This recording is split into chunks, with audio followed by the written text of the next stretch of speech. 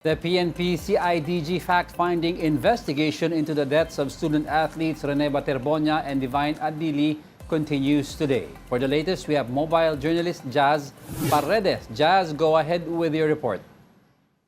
Diego, huling araw na nga ng investigasyon ng CIDG kaugnay ng nangyaring insidente ng pagkalunod ni Ateneo athletes Rene Baterbonia at Divine Adili. Kung ibabase natin yan sa naging pahayag ni DL Secretary John Vic Mulya kahapon, na huling 2 araw na lang daw ay assume natin na today is the last day ng kanilang fact-finding investigation. At ayon sa kanya, ilan na lamang ang kanilang inaantay ng mga personalidad na kanilang inimbitahan sa tanggapan ng CIDG upang makonclude o matapos na ito nga kanilang isinasagawang investigasyon. Ang kulang na lamang daw ay ilang players, dating players mula sa Ateneo at ang ilan sa top management ng Ateneo. Ayon sa kanya, conclusive at patapos na nga ang kanilang investigasyon at kumpiyansa sila sa kanilang isasampang kaso. Ayon kaya PNP Chief Melencio Nartates, ay sa ngayon na hindi pa nila maaaring ilabas itong kung ano ba yung kanilang kasong isasampa. Ngunit dahil daw yan na kailangan complete at thorough yung kanilang magiging investigasyon, ngunit ang layunin daw nila ay i-apprise or inform yung mga namatayan sa tunay na nangyari nga dito sa insidente ng pagkalunod nila Baterbonia at Adili. Sa ngayon ay dahil nga hindi pa nila maaring detalye yung detalye sa kaso, ayon sa kanya ay binigyan niya tayo ng background na dahil nga daw merong death during that incident ay merong liability.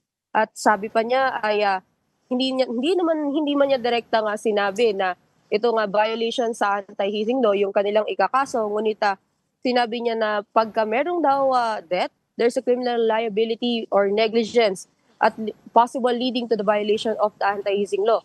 Pero sa ngayon, Diego, aabangan natin bukas dahil bukas daw ay kanilang isisiwalat ang kanilang mga nakita sa investigasyon. Diego. Alright, bukas kasi sinabi mo nga ilalabas nila yung resulta. But do we expect anybody to appear tomorrow before the final report or ngayon na ang last day ng mga resource persons or mga iniimbita?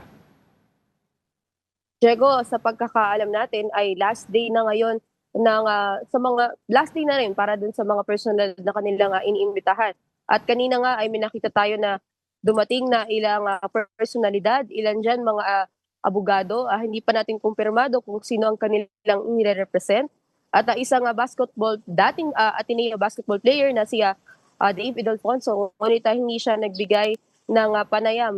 Sa ngayon, Diego, sila pa lamang yung ating mga nakita dito sa tanggapan ng CIDG kanina. Alright, Jazz, what time do we expect yung report ng PNP na ipadala nila sa DOJ tomorrow? And ano ba, just for clarity, anong official time na i-release ito? Diego, sa ngayon wala pa tayong malinaw na impormasyon kung anong oras ba at kung ano ang kanilang ipafile.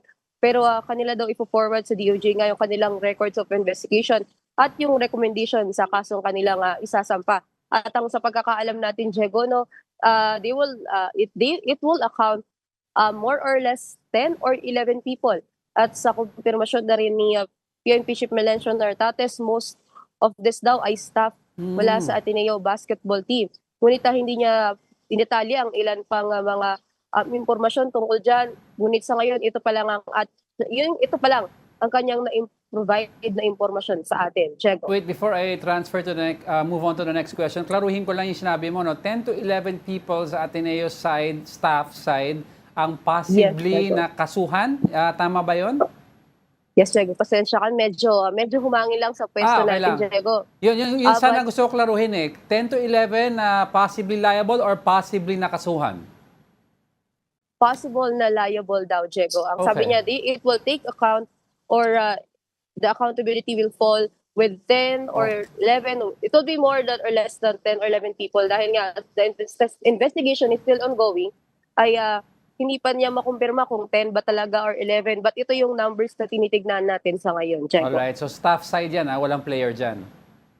Yes, Diego. Mostly staff players daw. Hindi pa natin masasabi ngayon, Diego, kung merong players, but ang termino na binitawan sa atin ni PNP chief kahapon ay mostly. So Okay. hindi pa natin makumpirma ngayon kung may other bang personalities or ano ba yung kanilang designation nung nitong mga other na posibleng included nga sa katao na posibleng kasuhan, Diego. Alright, let's move on naman sa Tacloban City shooting kasi ang alam natin so far yung 15 years old kinasuhan pero ang alam natin na he only fired one shot, yung 14 years old fired multiple shot at siya'y nakapatay. So ano ba ang update after these things na lumabas?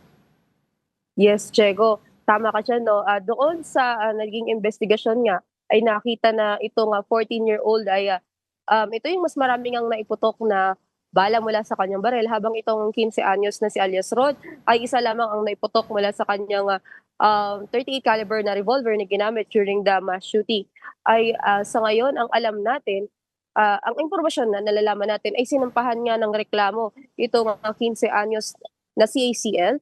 Siya ay may 3 counts of murder, 3 counts of first-rated murder at multiple counts of serious physical injuries.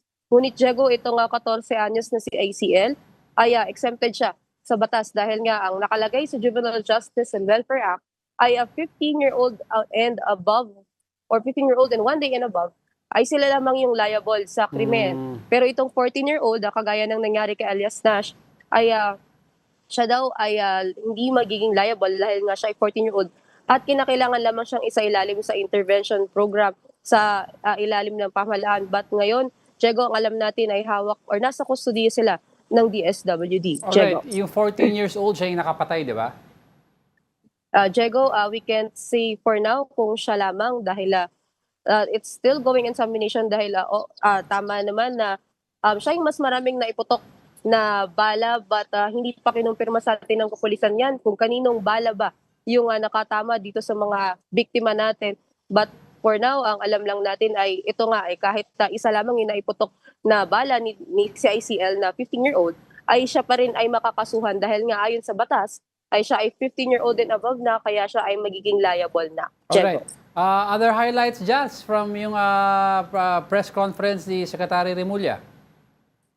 Yes, Diego, no. Kaugnay pa rin ito dito sa Tacloban na shooting incident na kagaya nga ng ating napag-usapan kanina na itong ating 14-year-old ay hindi liable ay kanyang pinunayan na sa ayon daw sa ating batas ay hindi magiging liable itong 14-year-old. Kaya nga naman sabi niya ay